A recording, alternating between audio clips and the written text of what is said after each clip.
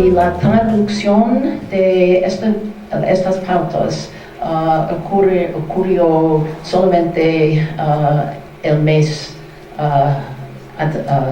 pasado. Entonces, voy a describir brevemente las pautas y los orígenes de las pautas y cambios. Y Florencia mencionó cambio en las pautas sobre vulnerabilidad, y voy a decir un poquito más sobre esto. Entonces, ¿qué son las pautas? El título de esta publicación es Pautas Éticas Internacionales para la Investigación Relacionada con la Salud de Seres Humanos. La versión primera fue publicada en 1982 y revisiones tuvieron lugar en 1993 y 2002.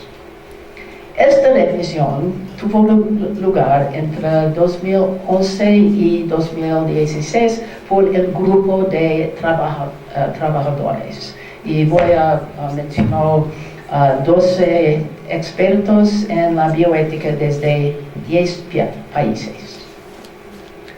¿Qué es el propósito de estas pautas?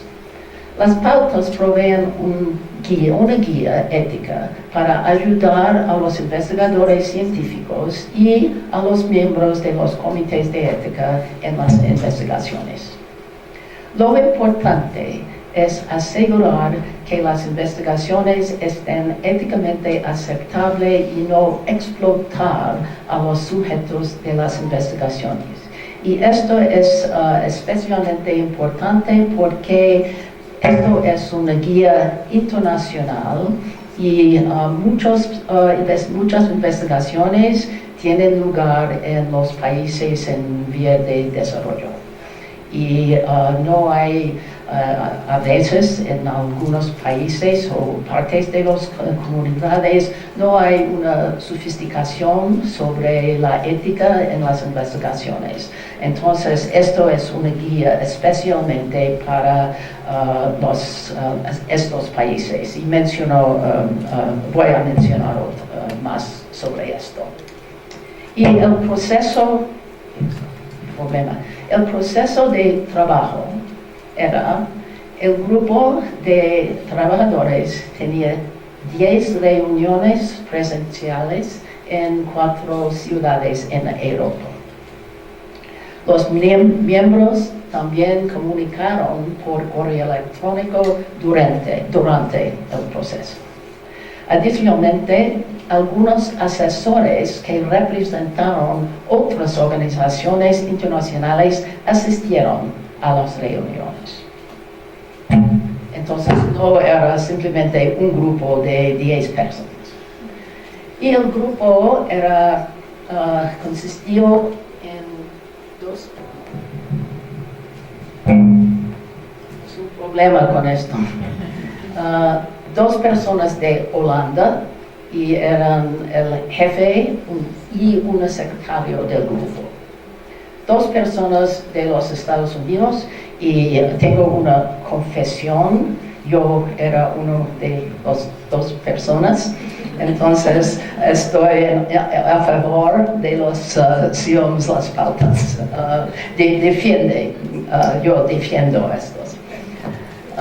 Una persona de Reino Unido, una persona de Suiza, una persona de Francia, una persona de Lituania, una persona de India, una persona de Brasil, una persona de Senegal en África del Oeste y una persona de Burkina Faso.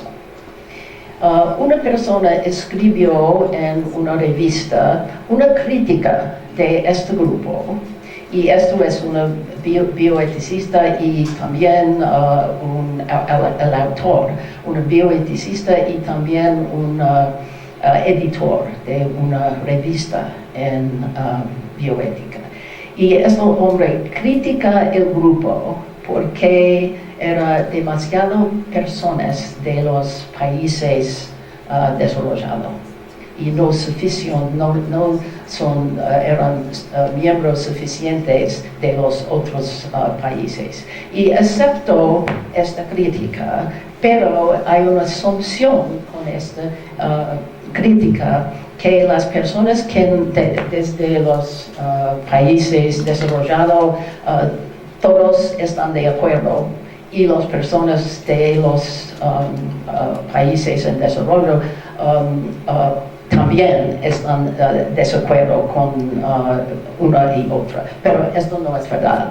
Eran diferencias en ambos grupos entre los miembros de los grupos sobre la ética en las investigaciones.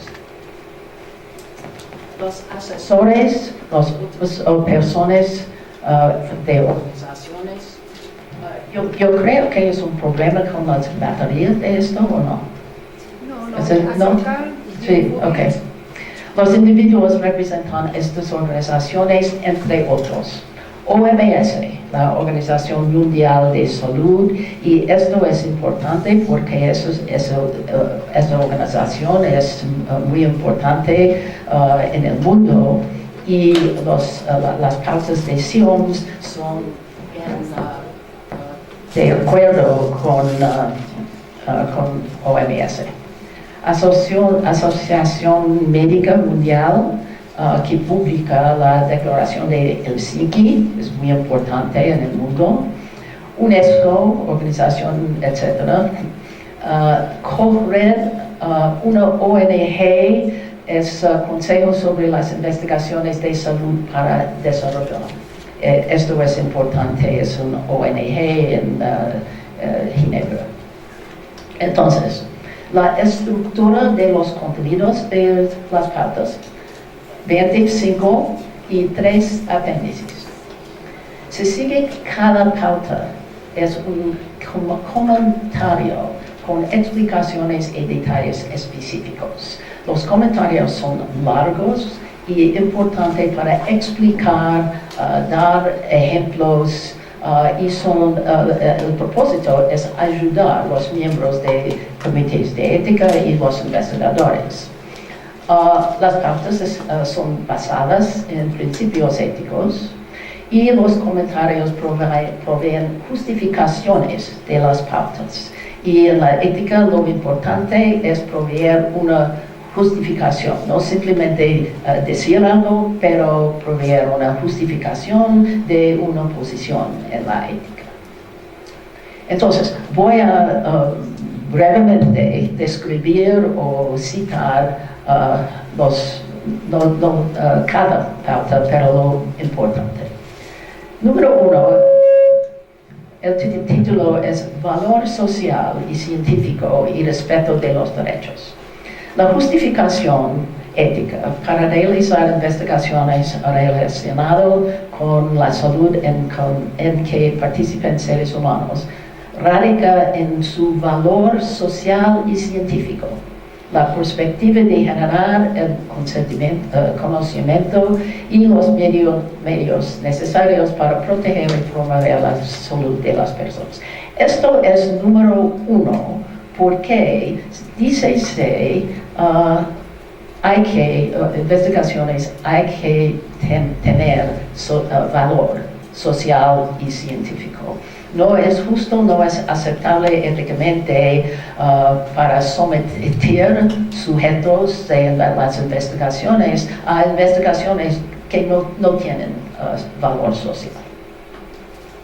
Investigaciones en entornos de escasos recursos es número 2, es importante y porque es un enfoque de estas pautas. Esto es controvertido. Antes de instituir un plan para realizar una investigación en una población o comunidad en entornos de escasos recursos, el patrocinador, los investigadores y la autoridad de la salud pública pertinente deben asegurarse que la investigación responda a las necesidades o prioridades de salud de las comunidades o poblaciones donde se realizan las investigaciones. Y nota que hay tres actores importantes. El patrocinador, los investigadores y la comité de ética. Tres actores o grupos, agencias, tienen responsabilidad para la ética en las investigaciones. Pero esto es para el propósito es garantizar que no hay explotación. Porque dice, deben asegurarse que la investigación responda a las necesidades o prioridades de salud en los lugares. Y el propósito es prevenir investigaciones como, por ejemplo, en África, que no apliquen a los africanos, pero solamente a los ricos en los Estados Unidos, los ricos en Europa y los ricos aquí en México. Es continuar, por ejemplo. Los patrocinadores y investigadores deben también hacer todo lo posible por poner cuanto antes cualquier intervención o producto desarrollado, así como los conocimientos generados, a disposición de la población o a la comunidad en la cual se lleve a cabo la investigación y ayudar a crear capacidad local de investigaciones. Es muy fuerte y en el pasado es raro, muy raro que actividades eran una parte de investigaciones, especialmente en los países o comunidades donde no en escasos recursos. La importancia, el propósito es tratar de prevenir la explotación de los países o las comunidades con escasos recursos. Y dicen comunidades en adición a los países, porque en los Estados Unidos hay comunidades muy pobres y las personas no tienen seguros de las que el gobierno no paga para los estos. Entonces es para prevenir explotación de la población pobre que viven en comunidades en los Estados Unidos cerca de un hospital público, por ejemplo, en el que hay investigaciones que involucran la población en la área. Los productos exitosos que resultan de las investigaciones usualmente están disponibles en los países ricos o las poblaciones ricas, pero los países pobres en los que se realizan las investigaciones no pueden pagar los costos de los medicamentos caros. Esto es la justificación. 3. Distribución equitativa de beneficios y cargos en la selección de individuos y grupos de participantes en una investigación. Esto dice sobre el reclutamiento de las poblaciones. Los grupos, comunidades e individuos invitados a participar en la investigación deben seleccionarse por razones científicas y no porque sean fáciles de reclutar debido a su difícil situación social o económica o la facilidad con que pueden manipularse. Y esto es un contexto para aplicar la idea de Florencia Luna de capas de investigaciones y aplica no solamente durante y en una investigación, pero en el proceso de reclutamiento. Posibles beneficios individuales y riesgos de participar en una investigación. Esto es una cosa muy importante para los comités de ética de la investigación. Antes de invitar a los participantes en una investigación, el investigador, el patrocinador y el comité de ética, 3 actores también, deben asegurar que los riesgos sean minimizados y balanceados en relación a la probabilidad del beneficio potencial a los individuos. Y nota que no dice los riesgos sean minimizados, pero mínimos, pero dice sean minimizados. Entonces es un rol de los actores principales. El 5 es elección del mecanismo de control en ensayos clínicos. Esto es muy controvertido también y vamos a ver.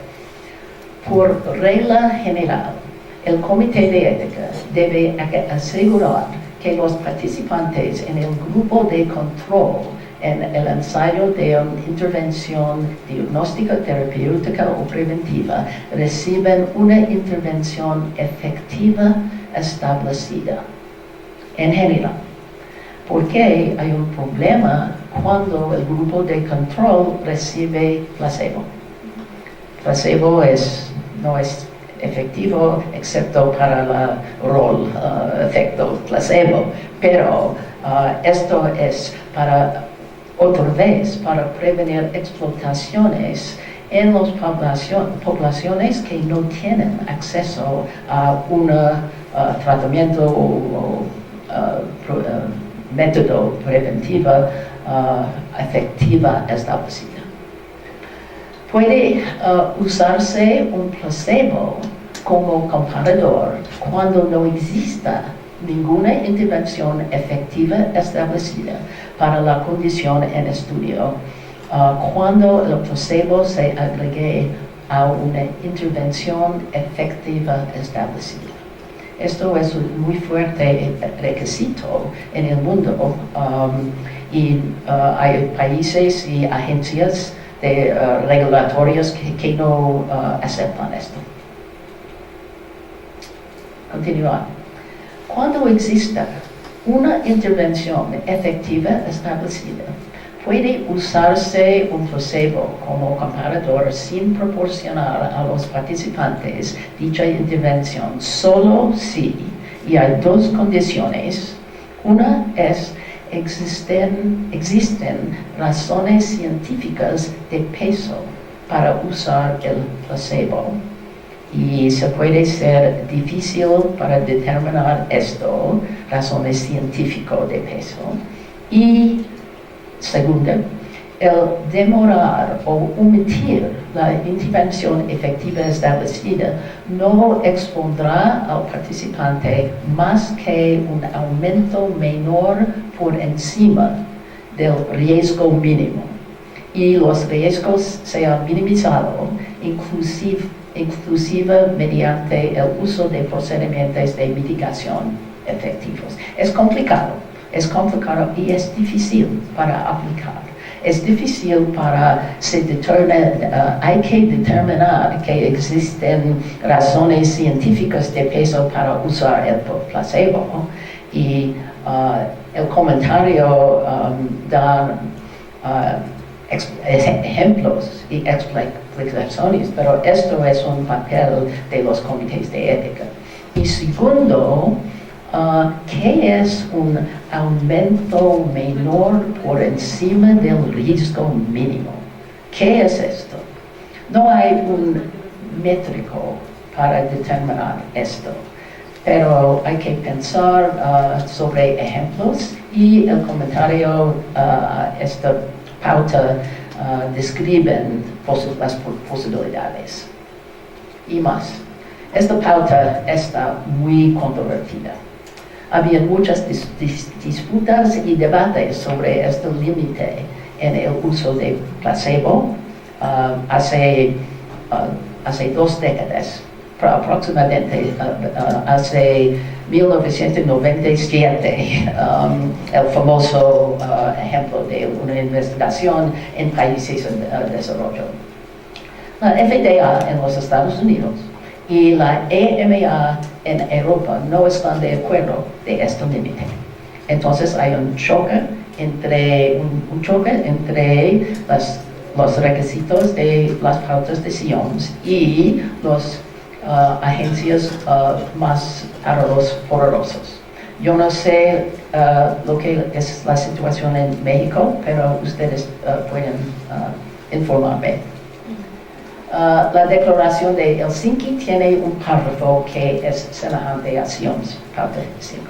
Entonces, estos son excepciones en el mundo sobre excepciones de la práctica de las investigaciones en el mundo. 6. Atención de las necesidades de salud de los participantes. Eso es bastante nuevo como una sugerencia en las investigaciones.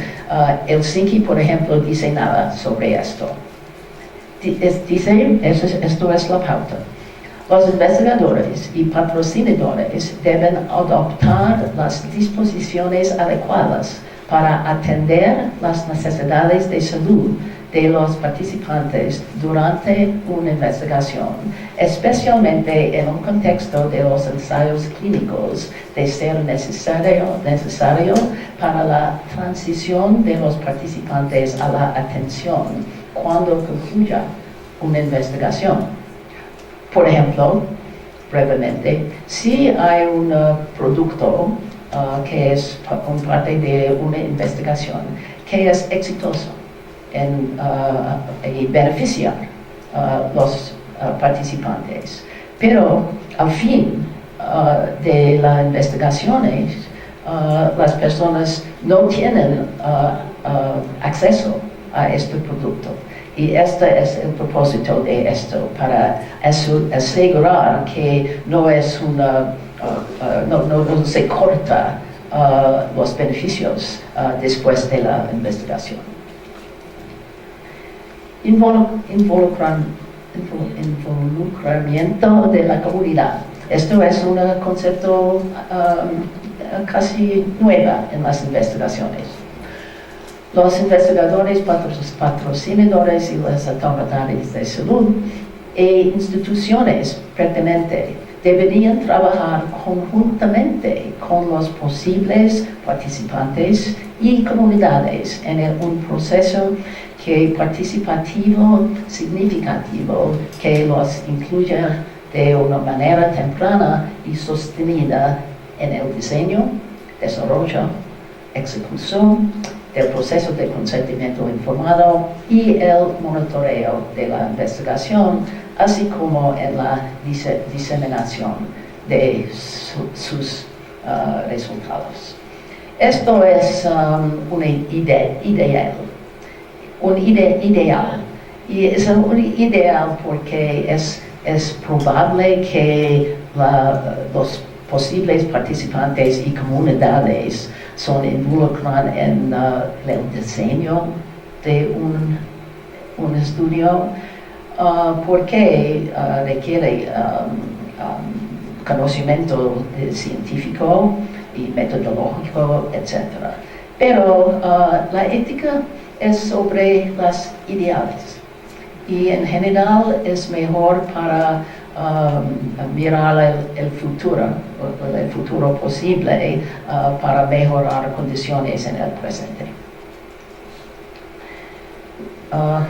Asociaciones de colaboración y formación de capacidad para investigación y revisión de la investigación. Es la responsabilidad de las autoridades gubernamentales a cargo de la investigación relacionada de la salud con seres humanos, asegurarse de que tal investigación se somete a una revisión ética y científica por parte de los comités de ética de las investigaciones competentes.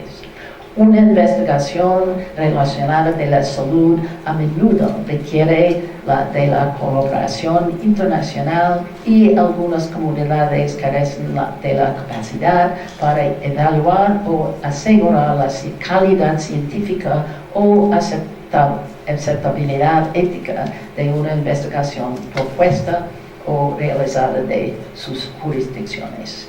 Y yo era en el pasado miembro de un comité, dos comités, tres comités, OMS, y el comité de ética en el que la OMS era patrocinador de las investigaciones.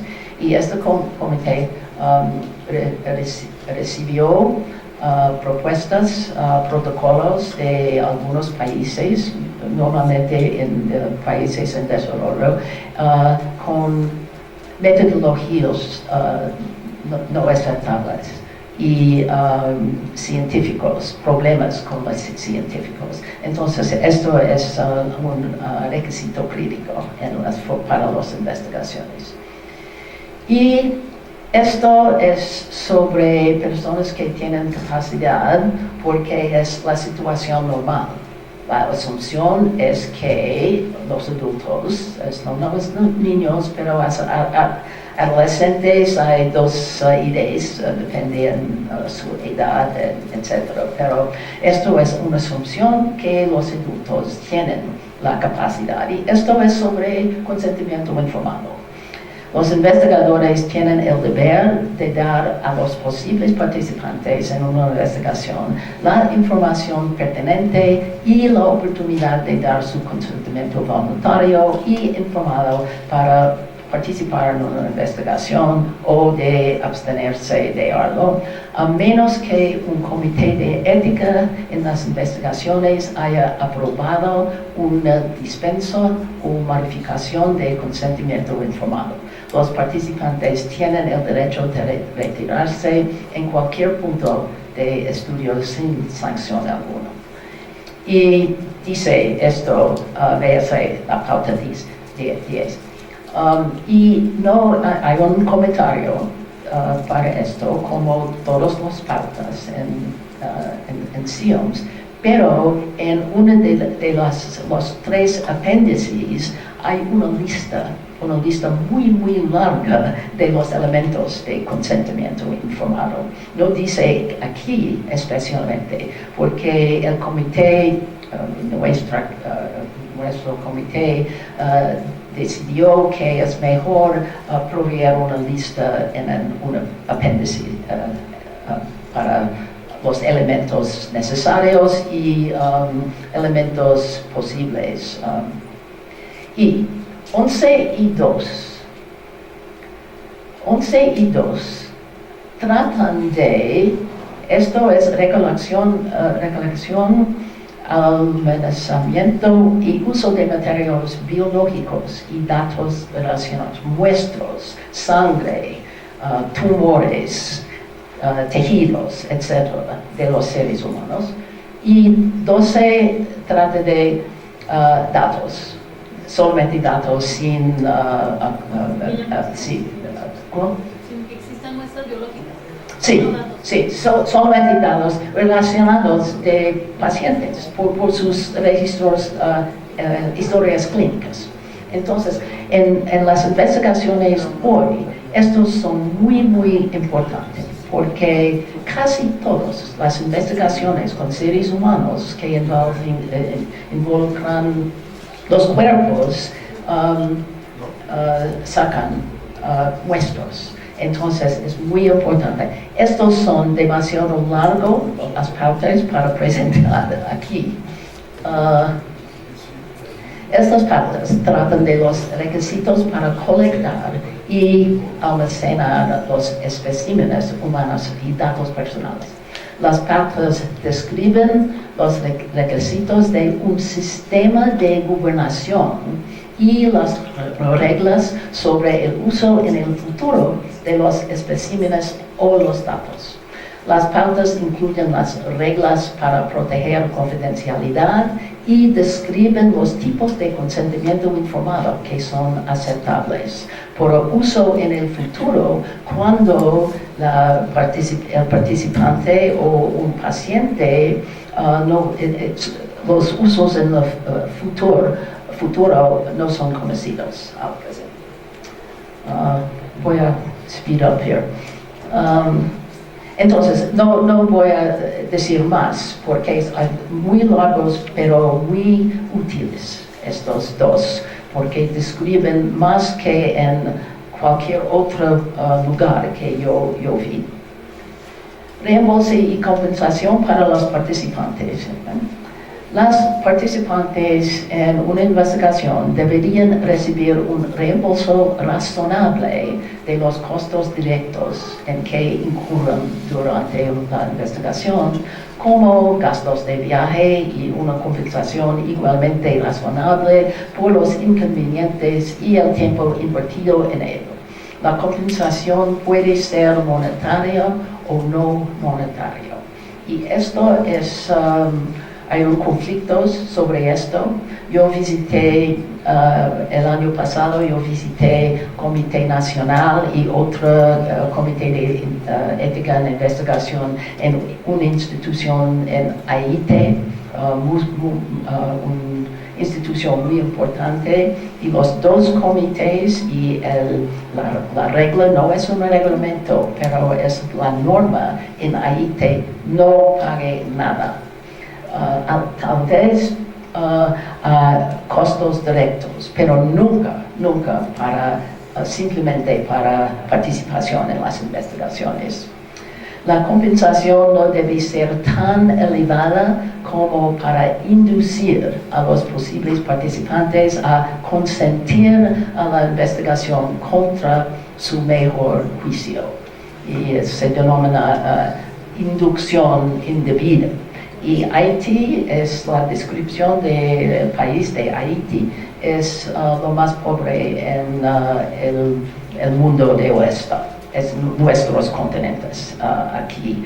Y los comités no aceptan nada porque su creencia es cualquier cantidad de dinero constituye una inducción indebida. Entonces, pero otros es asunto para los comités para decidir. Tratamiento y compensación por daños relacionados con una investigación.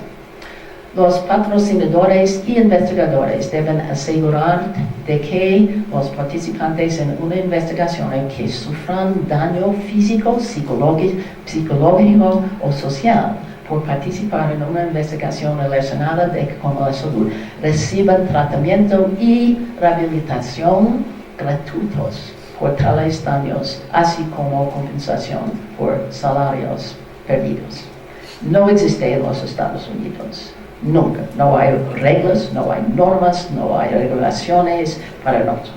Y en el pasado, en 40 años, en los Estados Unidos, cada comisión nacional, comisión presidencial sobre la bioética, recomendó que hay una ley, para hacer cierto que hay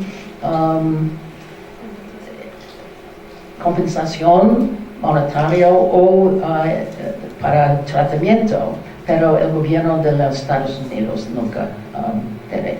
En Europa, en contraste, en Europa, los investigadores compran seguros para la posibilidad de daños y dificultades de los sujetos de las investigaciones. Y es un grupo, los vulnerables.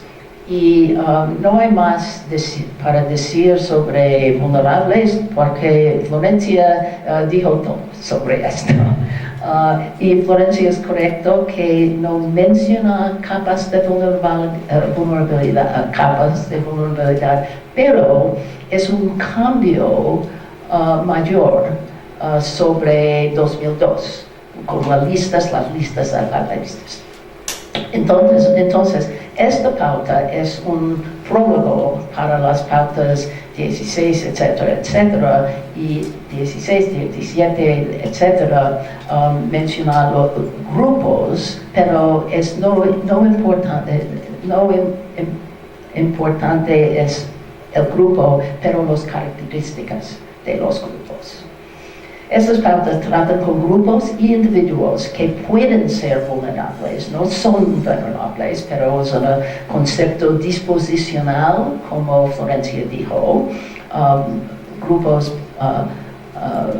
pueden ser vulnerables en las investigaciones.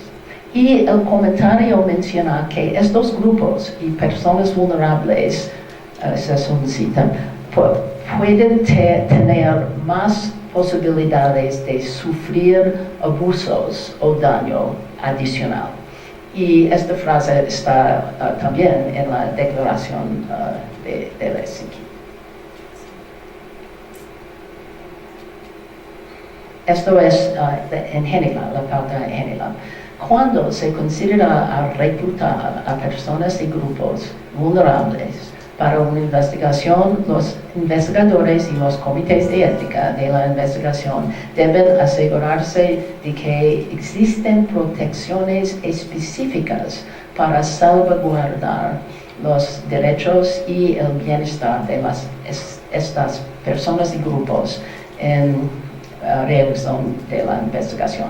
Entonces, lo importante es protecciones específicas y hay que determinar lo que son estos.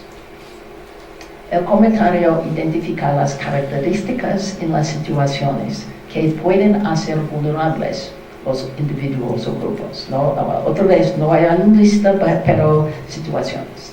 Faltan a las personas la capacidad de decidir u otras cosas necesarias para proteger sus intereses. O un aspecto de sus circunstancias impide que otras personas cuiden sus intereses y por eso las personas llegan a ser vulnerables. Y otra vez es como Florencia describió sobre la situación en general social o psicológico o en general las otras condiciones que pueden ser vulnerables las personas. ¿Sí? 5 minutos más? 5 minutos. Okay. Vamos a... Ventajas son identificación de las características que hacen vulnerables los individuos, puede ayudar en encontrar los métodos para asegurar las protecciones especiales. Y tengo ejemplos. Tipos de protecciones especiales. Requiere que se realice la investigación primeramente con los individuos no vulnerables. Es una posibilidad para proteger. Otra es limitar el grado de riesgos en un estudio que involucra las personas vulnerables. Es otra posibilidad. Y tercera, una restricción mencionada que los riesgos no pueden ser más que un aumento menor por encima del riesgo mínimo. Mencioné esto antes y no hay un métrico para esto. Y yo tengo sospecha para aplicación de este concepto. Un riesgo es un aumento menor por encima del riesgo mínimo. Pero es una tarea, un desafío para los comités para determinar esto. Y requiere se involucrar defensores independientes en la revisión y la aprobación de las investigaciones. Voy a terminar, pautas. Estas pautas describen los grupos que pueden ser vulnerables, 16, 17, 18 y 20. Estos son grupos de los individuos potenciales. Y 21 a 23 ensayos aleatorizados por conglomerado, grupos aleatorizados. Esto es bastante nuevo en las investigaciones, pero hay dificultades con esto. y describe, la pauta describe qué son las dificultades. La mayor es difícil para obtener consentimiento informado cuando hay un grupo y no hay individuos que son reclutados. 22 uso de datos obtenidos en términos de línea de herramientas digitales en las investigaciones relacionadas a la salud. Es nuevo tipo de la investigación sobre la Internet. Y hay problemas para identificar los sujetos y para determinar si los sujetos que responden a una encuesta, por ejemplo, realmente son los individuos, no un niño, no una persona que pretende hacer. ¿Cómo? Si son válidas la información obtenida. Sí, y es difícil porque es sobre Internet, no es una persona, seres humanos con cara a cara con los investigadores. Y 23, requisitos para establecer comités de ética de investigación y para revisión de protocolos. Es más tarde en esta lista de las pautas, pero es una descripción como procedimientos, es solamente procedimientos.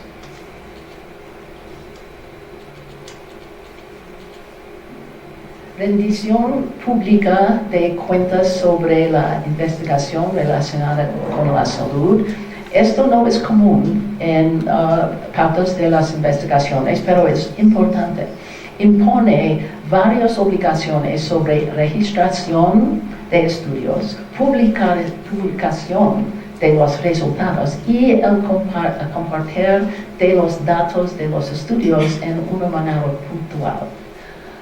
Estas obligaciones son impuestas a los investigadores, los patrocinadores, los comités de ética y a los editores y los dueños de las publicaciones.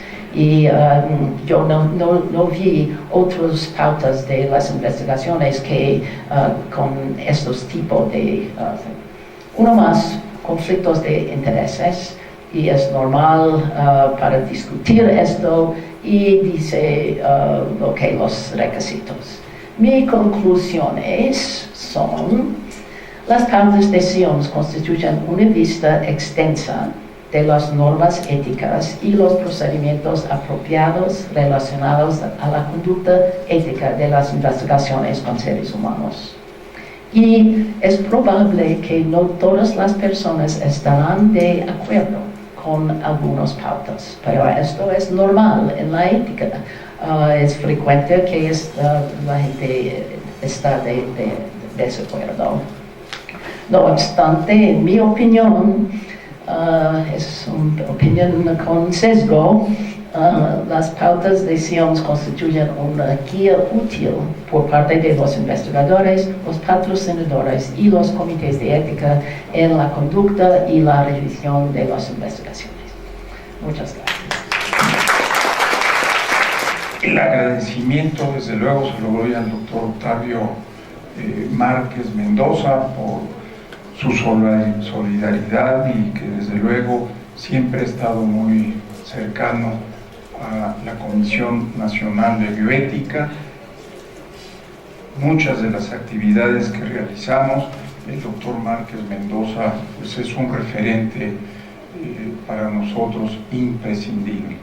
Así que nuevamente le agradezco pues esta correspondencia a la Comisión Nacional de Bioética, en la que pues es un orgullo saber de este vínculo, de esta alianza entre Flaxo Fogarty, Argentina, y desde luego el Centro de Investigación de la Universidad Autónoma del Estado de México, que para nosotros es ejemplo de mucho que debemos de seguir proyectando.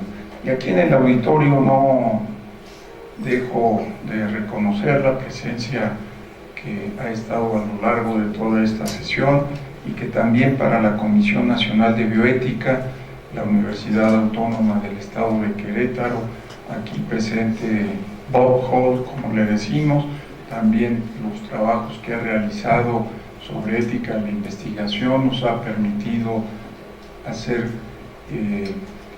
realizaciones, actividades que han contribuido al desarrollo de la enseñanza de la investigación de la bioética. Y para nuestro país, pues siempre hemos volteado a ver a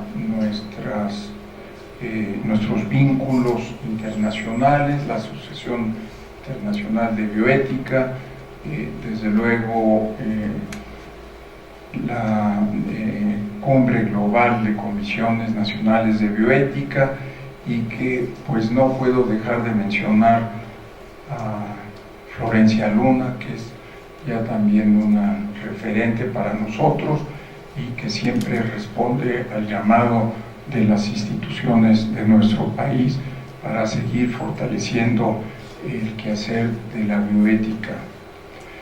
La presencia de Ruth MacLean me viene a la mente el día de hoy, precisamente, tanto aquí como en la Ciudad de México.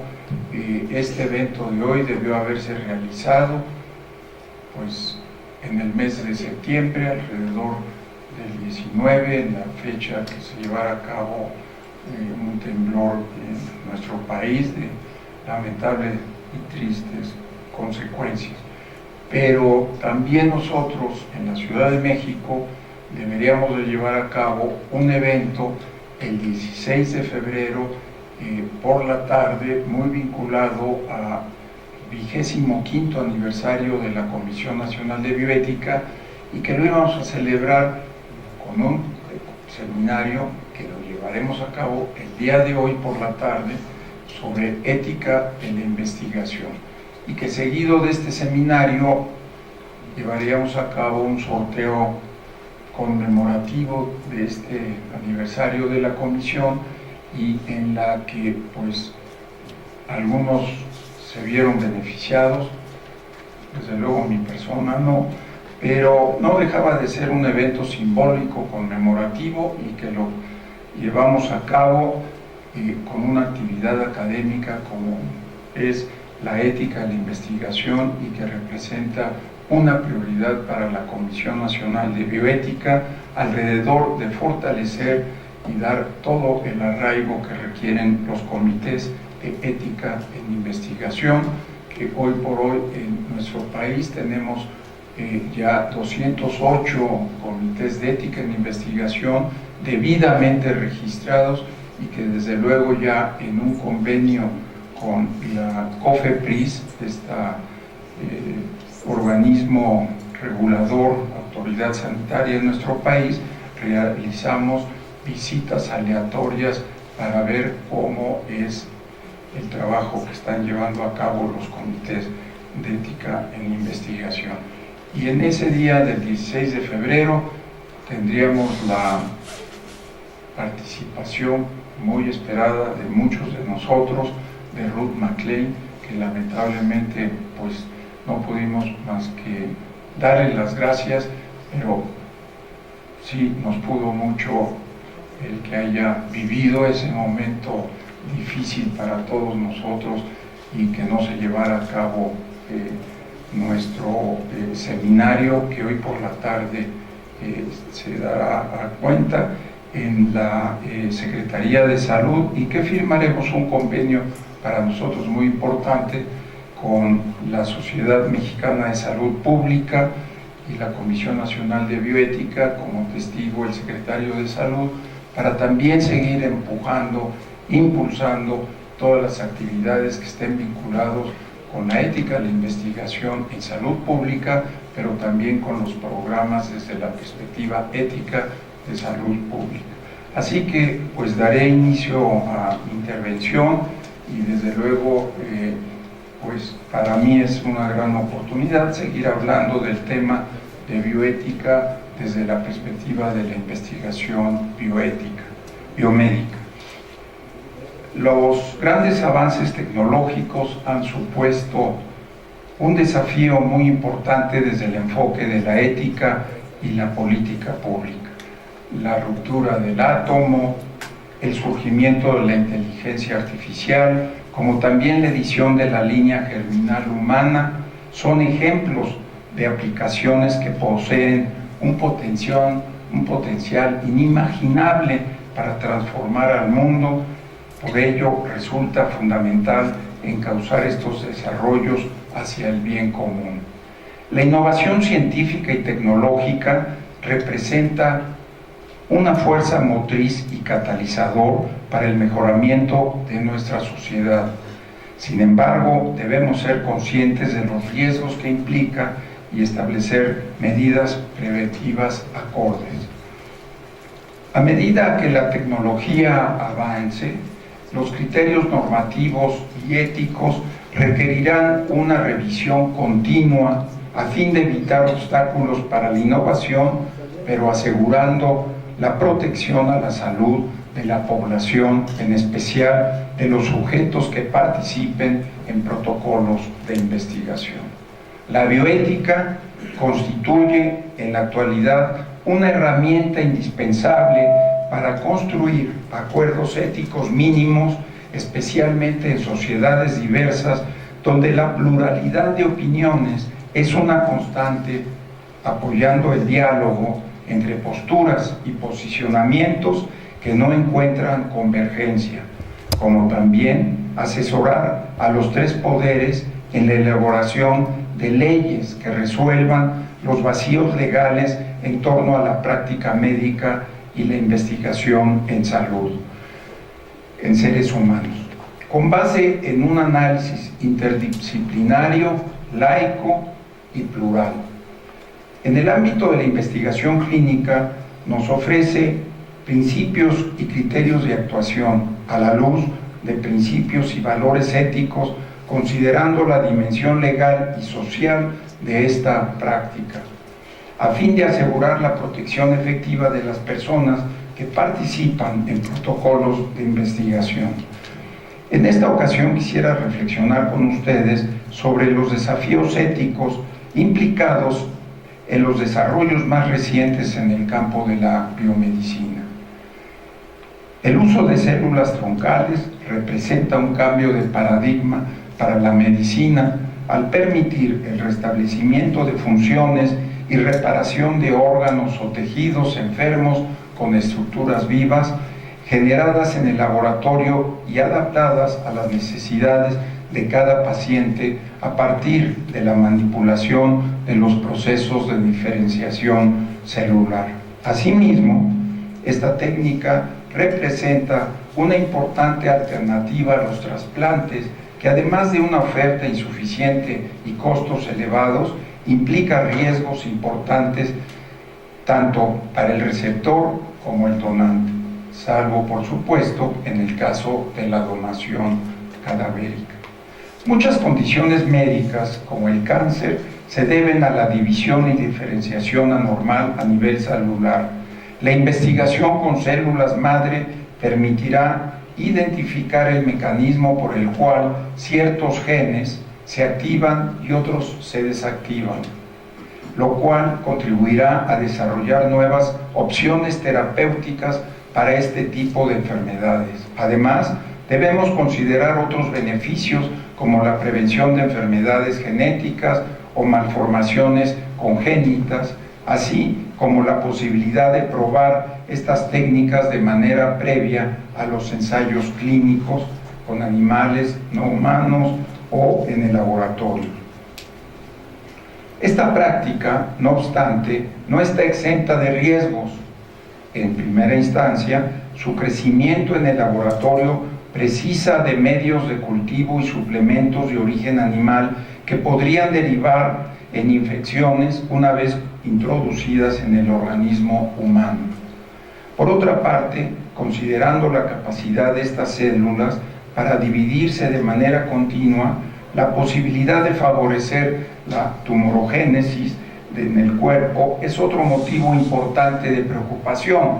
Es por ello que resulta fundamental contar con pautas éticas que contribuyan al desarrollo de la ciencia, además de de asegurar la protección de los sujetos que participen en investigaciones con células troncales, así como de quienes recurran a estas técnicas. Por otra parte, no debemos perder de vista los mecanismos para asegurar la confidencialidad en toda investigación que involucre seres humanos, incluida la investigación del material humano y de información identificable, deberá llevarse a cabo de acuerdo con estándares internacionales de ética en investigación y protección de derechos humanos. El caso de las células troncales embrionarias es una área contenciosa, pues su obtención implica la destrucción de embriones humanos, una medida que, salvo en contadas excepciones, está expresamente prohibida en los ordenamientos jurídicos vigentes a nivel global. En este sentido, resulta fundamental que el uso de células madres adultas no implica la generación o destrucción de embriones, sino que únicamente puedan extraerse directamente de órganos y tejidos del cuerpo ya desarrollado. La reproducción humana asistida, por otra parte, comprende numerosas problemáticas desde un enfoque bioético como la protección de los distintos actores implicados, la discusión sobre el estatuto ontológico del embrión o la aplicación del diagnóstico prenatal.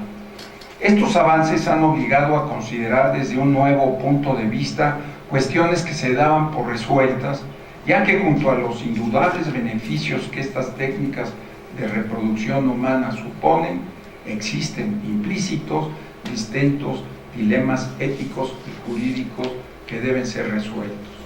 La carencia de regulación sobre las técnicas de reproducción humana asistida no solo representa un desafío de orden jurídico, sino también social, ya que en el debate existen concepciones morales y religiosas contrapuestas. Es por lo anterior que el binomio entre bioética y derechos humanos debe constituir el eje del razonamiento moral y jurídico con que se aborde la regulación de la reproducción humana asistida. La Comisión Nacional ha participado con instancias académicas y normativas para impulsar la conformación de un marco legal en materia de reproducción humana asistida que promueva principios éticos fundamentales en beneficio de toda la población, para que este servicio se proporcione sobre la base de la evidencia científica y el consentimiento informado de los usuarios de una manera justa y equitativa bajo un trato digno, respetuoso y de calidad. Este marco regulatorio de primera importancia debe complementarse, por una parte, con políticas públicas que contribuyan a impulsar la investigación para generar evidencia científica en el contexto nacional bajo un cuidado ético y restricto, legitimado por los comités de ética en investigación. Por otra, con el doble compromiso de impulsar el examen y estudio de los problemas vinculados a la reproducción humana asistida en la formación del personal de salud y en su capacitación, como también mediante amplias y sostenidas acciones de promoción y comunicación educativa orientadas a la población. Un ejemplo de los riesgos de este vacío legal lo encontramos en la realización del primer caso de transferencia mitocondrial en nuestro país que diera origen a un ser humano nacido vivo. El desafío ético se desprende del aspecto social y jurídico. La intervención, se presume, fue realizada sin regulación alguna, además de que no hay evidencia suficiente de que se llevara a cabo con base en algún protocolo de investigación debidamente estructurado con la respectiva aprobación de un comité de ética en investigación. Y no hay garantías para los padres o para el paciente, así como tampoco existe respaldo legal de los médicos que lo realizaron. Destaca en este caso la presunción de una falta de integridad científica por parte del investigador principal al reconocer, entre otras cosas, que la elección de México como país para el desarrollo de una parte del procedimiento se debió a la falta de la regulación en materia de reproducción humana asistida. Esto es una muestra de los riesgos que se utiliza a nuestro país como un destino de turismo para la realización de procedimientos experimentales en la materia, así como la vulnerabilidad de los filtros para asegurar la integridad científica. No puede soslayarse la prohibición que emitiera la FDA respecto de la comercialización de estas técnicas de reemplazo mitocondrial en sujetos humanos con fines de investigación, al ser una técnica que introduce una modificación genética hereditaria y plantea problemas de seguridad.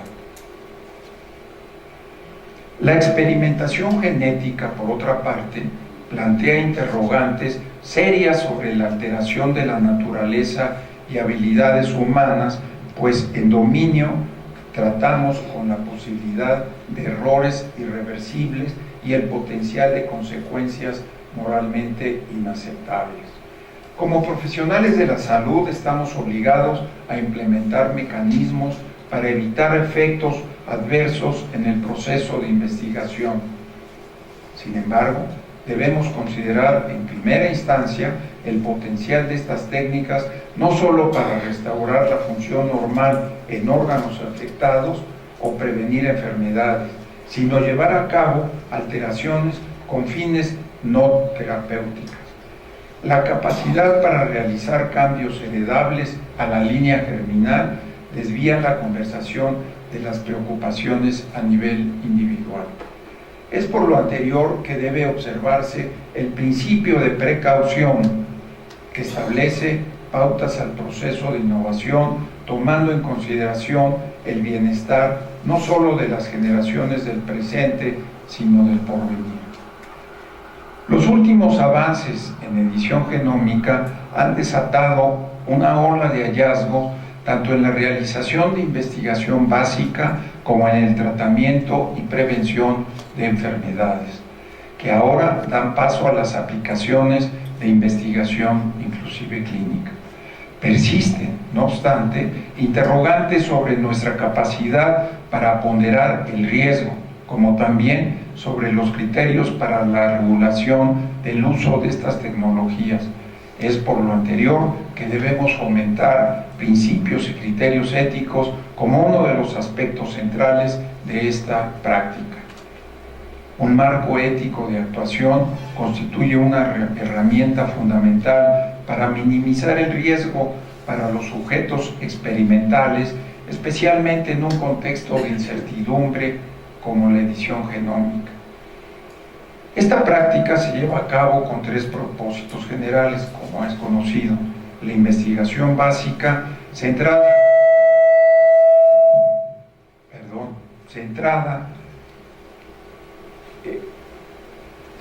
en procesos celulares, moleculares, bioquímicos, genéticos o inmunológicos, con la finalidad de estudiar el desarrollo y progresión de una enfermedad, así como las respuestas a un tratamiento dado. 2. Las intervenciones somáticas, por otra parte, que afectan únicamente al sujeto que recibe el tratamiento y no a la descendencia. Las intervenciones de la línea germinal, por el contrario, destinadas a alterar el genoma de una manera que afectaría no solo al niño resultante, sino sus descendientes. En la actualidad, tecnologías como el CRISPR-Cas9 han hecho que la edición del genoma sea tan eficiente y precisa, así como económicamente asequible, dando paso a nuevas aplicaciones que hasta hace poco solo eran consideradas teóricas. Las aplicaciones potenciales de edición para mejora, es decir, cambios que van más allá de la mera restauración o protección de la salud, son ahora posibilidades que debemos anticipar. En este sentido, al establecer una legislación sobre estos avances biomédicos, resulta fundamental que la voz de la sociedad esté recogida en las políticas que rijan la investigación científica especialmente cuando se lleve a cabo con seres humanos. El intercambio entre los tomadores de decisiones y las partes interesadas promueve la transparencia y confiere legitimidad y mejor formulación de políticas públicas. La participación del público es un elemento importante en muchos avances científicos y médicos. Esto es particularmente cierto con respecto a la edición del genoma para aplicaciones que fueran heredables, aquellas que involucran células germinales, así como aquellas enfocadas en objetivos distintos al tratamiento y la prevención de enfermedades. Ahora bien, retomando el tema de comités de ética en investigación y considerando el alcance de las responsabilidades del personal de salud y la propia complejidad de la práctica clínica y biomédica, se han conformado a nivel federal grupos de carácter interdisciplinario para analizar casos y perspectivas de solución desde diversos puntos de vista para apoyar toma de decisiones y orientar al personal de salud. Es en este sentido que se han instrumentado en el contexto global los comités de ética en investigación, cuerpos colegiados multidisciplinarios de análisis y deliberación encargados de evaluar los aspectos éticos de los protocolos de investigación. De cara a los desafíos del futuro de nuestro país, representa un gran logro que hoy por hoy contenemos 875 comités hospitalarios de bioética y 208 comités de ética en investigación debidamente registrados conforme a la norma que existe en nuestro país y que hace eco a los códigos de organismos internacionales como los que aquí se han mencionado. Son notables los logros de nuestro país en materia de ética en investigación, no lo veo como triunfalista, pero sí es digno de reconocer el trabajo que han llevado a cabo las instituciones de salud.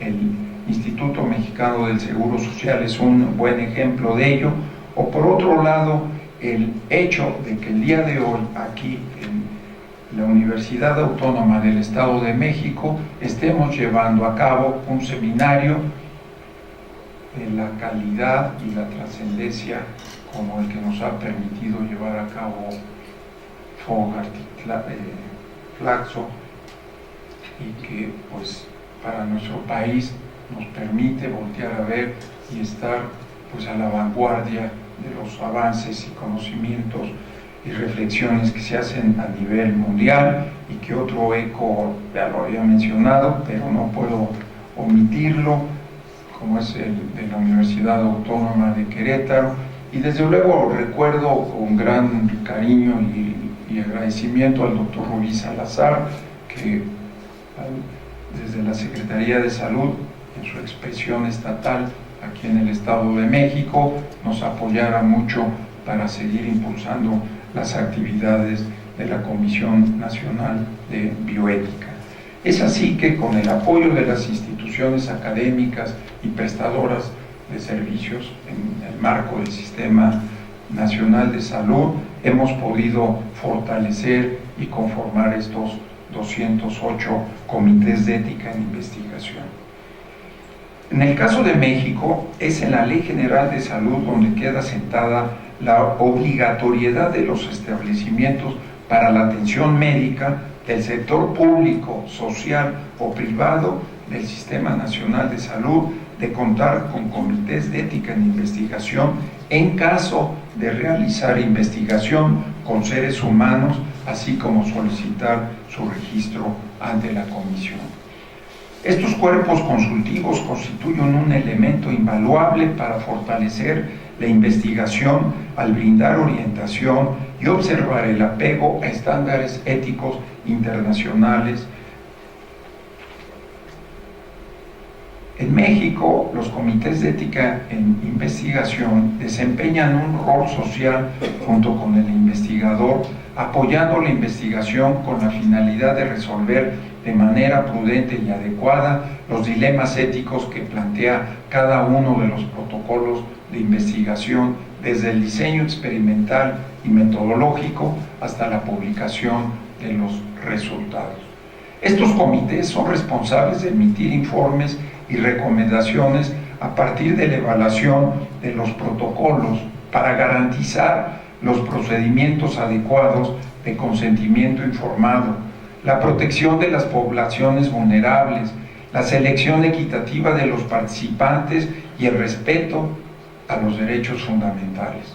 Bajo este concepto, la revisión ética no constituye un freno a la investigación, sino un imperativo social que garantiza la protección de los sujetos que en ella participan y contribuye a fortalecer el proceso de investigación y a proyectar a la investigación como una investigación de alta calidad, de clase mundial.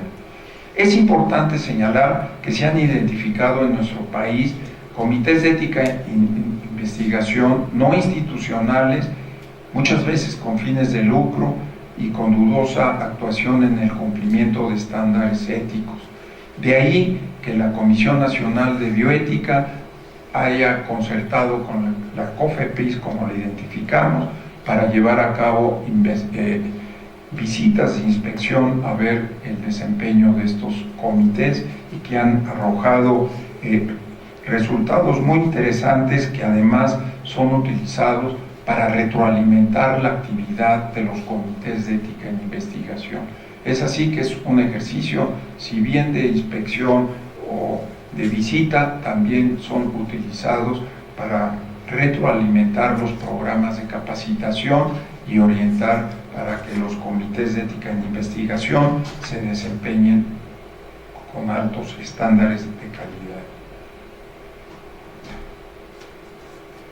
No quisiera yo dejar de mencionar pues que no podemos subestimar el desafío global que implica asegurar la calidad de la revisión ética de las investigaciones con seres humanos. Por ello es importante impulsar, promover, seguir arraigando la cultura de la ética de la investigación a fin de asegurar la protección de las personas en esta práctica y desde luego siempre pensando en el beneficio para la sociedad.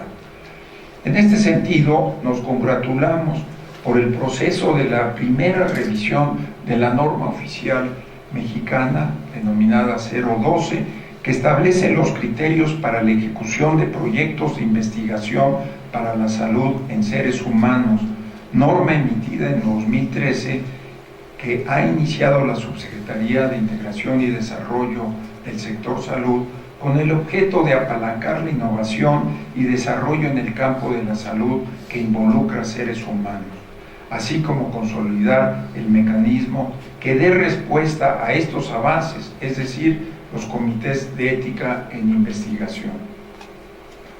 En este proceso, asimismo, debemos poner especial énfasis al aspecto del consentimiento informado, a fin de otorgar certeza jurídica a este proceso y establecer los criterios para su correcta aplicación, asegurando la protección de los seres humanos que participan en la investigación.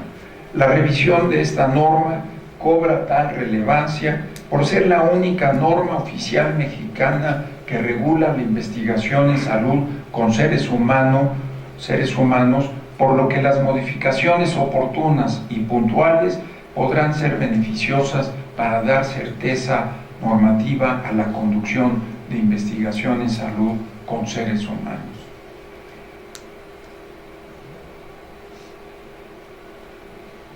La Comisión Nacional responde a la necesidad de contar con una instancia que estimule la deliberación en torno a las implicaciones éticas de los avances técnicos en el ámbito de la salud, así como diversas problemáticas de orden técnico, científico y social, a través de una perspectiva laica, plural y democrática. La Comisión participa en el diálogo internacional sobre tendencias de vanguardia y desafíos comunes con diversas comisiones nacionales y desde luego con organismos internacionales, en el que, como es el caso de México, que es invitado permanente en el campo de la bioética al Consejo de Europa, y también desde luego al Comité Intergubernamental de UNESCO, que con mucho orgullo dirige en bioética una muy querida mexicana que colaborara en algún momento en la Comisión Nacional de Bioética, la doctora Feinholz. Y desde luego, sin dejar de mencionar a la Organización Mundial de la Salud y los organismos como OMS, que me parece muy importante tener presente. Así pues, nuestra alianza, que es la fuerza que le da la Comisión Nacional de Bioética, la tenemos con la Cámara Nacional de la Industria Farmacéutica y desde luego también con el Consejo de Ética de la Industria Farmacéutica, organismo independiente que quien habla estuviera participando como consejero por cerca de 10 años y que ello ha permitido llevar a cabo alianzas muy importantes para firmar acuerdos de colaboración para que se dieran a estos los códigos de ética que tiene CETIPHARMA, de quienes realizan investigaciones con seres humanos. Es así que bajo esta exposición que quise pues señalar los retos que tenemos, los escenarios optimistas del desarrollo de la investigación biomédica global, y que por otro lado nuestro país viene haciendo un gran esfuerzo para arraigar la cultura de la ética en la investigación. Pues le vuelvo a reconocer a la Universidad Autónoma del Estado de México, mi amigo el doctor Márquez, y desde luego su capacidad de concertación y que nos permita tener a los personajes a que me hacía mención, y en este caso destaco a Florencia Luna, que ha volteado a ver no solamente en este escenario, sino en otros, un apoyo muy importante y un reconocimiento a mi país de quienes están abocados al impulso y al arraigo de la bioética en nuestra sociedad. Así que con esto concluyo, les agradezco mucho esta oportunidad y desde luego el documento se lo dejaré al doctor Márquez para su revisión y, si es el caso, su publicación. Muchas gracias, Octavio, una vez más, y para todos ustedes mi reconocimiento por estar en este curso tan relevante.